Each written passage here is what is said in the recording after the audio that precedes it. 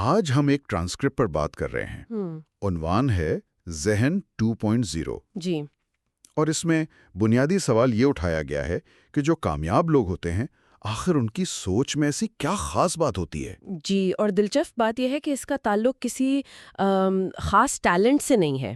نہیں، بالکل نہیں، یہ صرف سوچ کے انداز کی بات ہے۔ بالکل، اور اس مواد کی یہی خوبصورتی ہے کہ یہ کامیابی کو چھوٹے چھوٹے قابل عمل ذہنی رویوں میں تقسیم کرتا ہے۔ یہ کوئی خفیہ فارمولا نہیں ہے، مطلب یہ صرف چیلنجز کو دیکھنے کا ایک نیا زاویہ ہے۔ اچھا، تو اس میں جو سب سے پہلا اور میرے خیال میں سب سے اہم نقطہ ہے وہ ذمہ داری کا ہے۔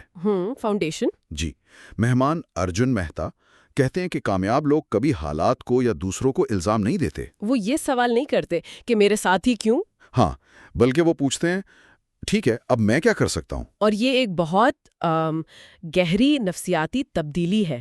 یہ بے بسی سے نکل کر اختیار کو اپنانے کی بات ہے۔ صحیح۔ جب آپ کنٹرول اپنے ہاتھ میں لیتے ہیں تو باقی سب کچھ اسی بنیاد پر کھڑا ہوتا ہے۔ یہ بہت اہم نقطہ ہے، لیکن اگر کوئی ہر چیز کی ذمہ داری خود لیتا ہے تو پھر اسے اپنی ناکامیوں کی ذمہ داری بھی لینی پڑتی ہے۔ جی، اور یہ تو کافی ڈراونا ہو سکتا ہے۔ بالکل، اور مواد کا اگلا حصہ اسی خوف کے بارے میں ہے۔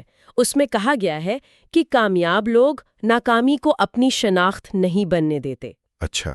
ان کے لیے ناکامی کوئی ذاتی شکست نہیں ہوتی، وہ اسے صرف ایک ڈیٹا پوائنٹ کے طور پر دیکھتے ہیں۔ ڈیٹا پوائنٹ مطلب یہ صرف معلومات ہے کہ اچھا یہ طریقہ کام نہیں آیا، جیسے کوئی سائنسداں تجربہ کرتا ہے۔ واہ، یہ تو سوچنے کا بالکل ہی الگ انداز ہے۔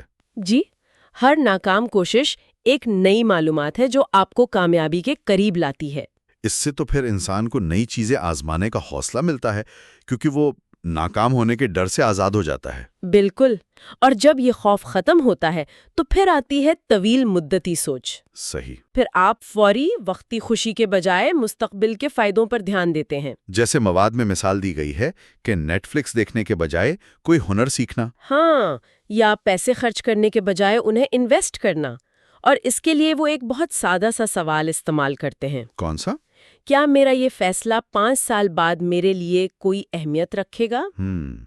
یہ تو روزمرہ کے چھوٹے فیصلوں کو بھی ایک نئی سمت دے دیتا ہے۔ جی، اور یہ ساری باتیں یعنی ذمہ داری، ناکامی کا خوف نہ ہونا اور طویل مدتی سوچ، یہ سب ایک آخری نقطے پر آ کر جڑتی ہیں۔ گروتھ مائنڈ سیٹ پر۔ جی، گروتھ مائنڈ سیٹ، کہ آپ خود کو بہتر بنا سکتے ہیں۔ بالکل، اور ارجن مہتا نے اسے بہت خوبصورتی سے بیان کیا ہے۔ فرق صرف ایک لفظ کا ہے۔ عام سوچ ہے میں یہ کام نہیں کر سکتا، جو کہ ایک بند گلی ہے۔ ہاں، لیکن گروتھ مائنڈ سیٹ والا شخص سوچتا ہے میں یہ کام ابھی نہیں کر سکتا۔ ابھی۔ جی، یہ چھوٹا سا لفظ ابھی پوری سوچ کو بدل دیتا ہے۔ یہ ظاہر کرتا ہے کہ قابلیت کوئی جامد چیز نہیں، اسے بڑھایا جا سکتا ہے۔ تو اس ساری گفتگو کا خلاصہ یہ ہوا کہ کامیابی کوئی پیدائشی تحفہ نہیں ہے۔ نہیں، بالکل نہیں۔ بلکہ یہ سوچ کے انداز میں کیے گئے چند دانستہ انتخاب کا نتیجہ ہے۔